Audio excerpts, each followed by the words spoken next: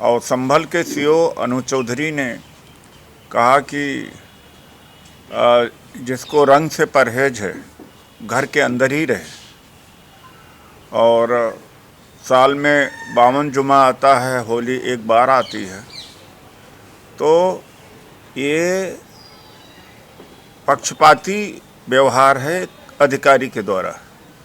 और यही नहीं, नए वर्ष पर वो आदमी अपने वर्दी में गदा लेकर के भांजने का काम कर रहा है।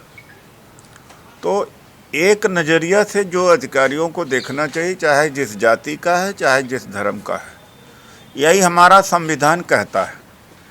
लेकिन अब तो दो नज़र से देखा जा रहा है। और उस पर मोदी जी ने कहा सही तो कहा है, उसने सॉरी योगी जी ने कहा सही तो कहा है। अब सवाल उठता है कि क्या इनके खिलाफ में कार्रवाई बनती है? क्या बनती है? क्योंकि 23 अप्रैल 2023 को सुप्रीम कोर्ट का एक जजमेंट है, जस्टिस नागरत्ना का और जस्टिस जोसेफ का, और वो यह तब जजमेंट आया था जब हरिद्वार में और जगहों पर इस तरह के तमाम सम्मेलन होने लगे थे जिसमें मुसलमानों को मारने और काटने तक की बात कही गई थी। इसलिए सुप्रीम कोर्ट के उस जजमेंट में यह कहा गया है कि सुओ मोटो कोई शिकायत दर्ज करे या न दर्ज करे, एफआईआर लॉन्च करनी है और कार्रवाई होनी है। तो अनु चौधरी के खिलाफ में सरकार ने कोई एफआईआर दर्ज नहीं किया और कोई जांच नहीं हुई। तो यह सुप्रीम कोर्ट के आदेश का उल्लंघन है। या तो सुप्रीम कोर्ट या न्यायपालिका पूरी ख़त्म कर दीजिए, फिर डिक्टेटरशिप पूरी तरीके से हो, जो जुबान से निकले वो कानून बन जाए, वो हो जाए। तो उसी तरफ हमारा देश जा रहा है। और उस पर मुख्यमंत्री का समर्थन मिल जाना तो कार्रवाई दोनों के खिलाफ बनती है। दोनों ने कंटेम्प्ट किया है सुप्रीम कोर्ट के आदेश का।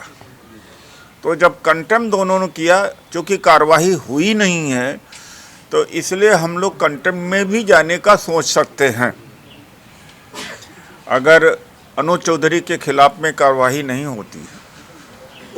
तो वरना इस देश की जनता सुप्रीम कोर्ट के जजमेंट को मानना ही बंद कर देगी। जब सरकार सुप्रीम कोर्ट के जजमेंट को नहीं मान रही है तो सिविल सोसाइटी के लोग क्यों मानेंगे सुप्रीम कोर्ट के जजमेंट को?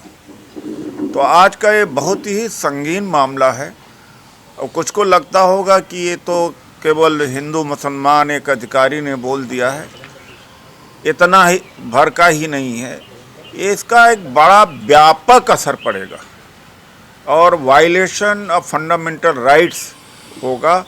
तो इसलिए आज इस प्रेस के माध्यम से हम सूचित कर रहे हैं, वरना देश के अंदर हम धरना प्रदर्शन करेंगे और संसद में सवाल उठाया जाएगा और सुप्रीम कोर्ट भी जाया जा सकता है कि किस तरह से सुप्रीम कोर्ट के जजमेंट की अवमानना एक पुलिस अधिकारी कर रहा है और माननीय मुख्यमंत्री योगी जी भी कर रहे हैं।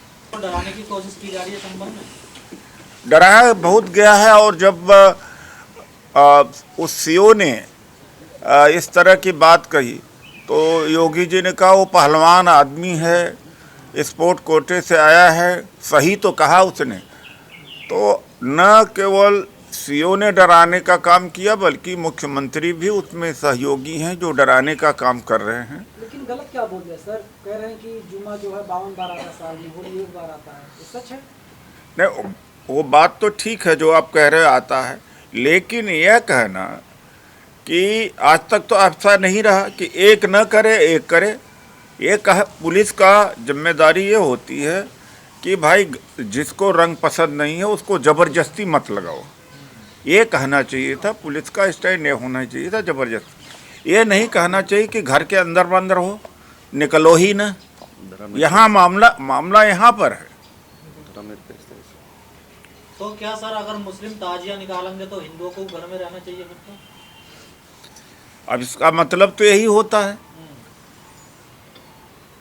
तो ये सरकारी विभाग और गवर्नमेंट, इसका ऑफिसर का कोई, जब वो ड्यूटी पर है तब उसका कोई धर्म नहीं है।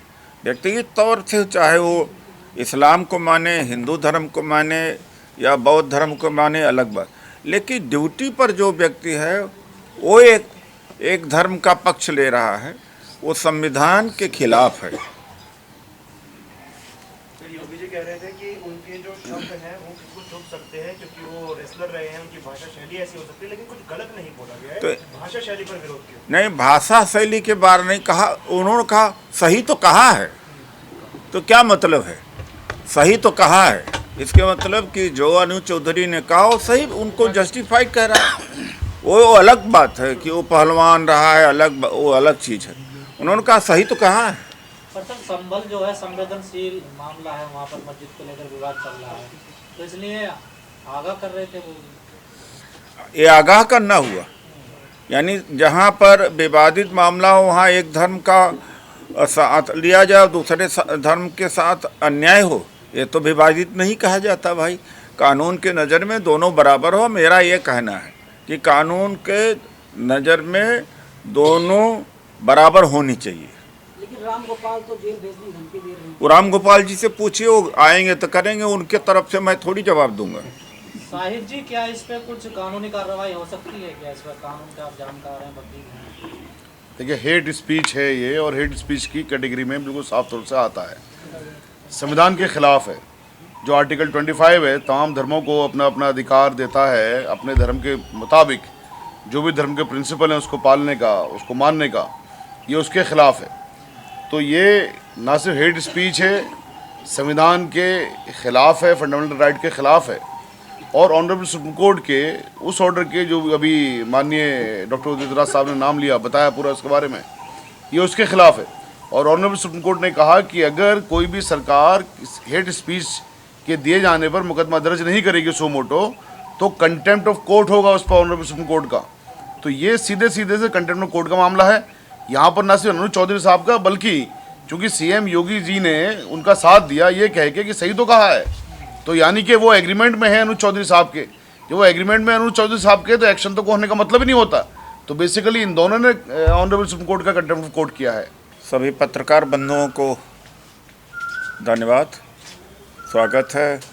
और दलित ओबीसी माइनॉरिटी आदिवासी परिसंघ, जिसको डोमा कहते हैं शॉर्ट फॉर्म में, उसके बाएं, हमारे बाएं तरफ जनरल सेक्रेटरी शाहिद अली जी हैं, और राइट साइड में इसके नेशनल कोऑर्डिनेटर हैं सतीश सांसी जी। जब विपक्ष यह बात कहता है कि संविधान खतरे में है, तो उसका प्रमाण भी है।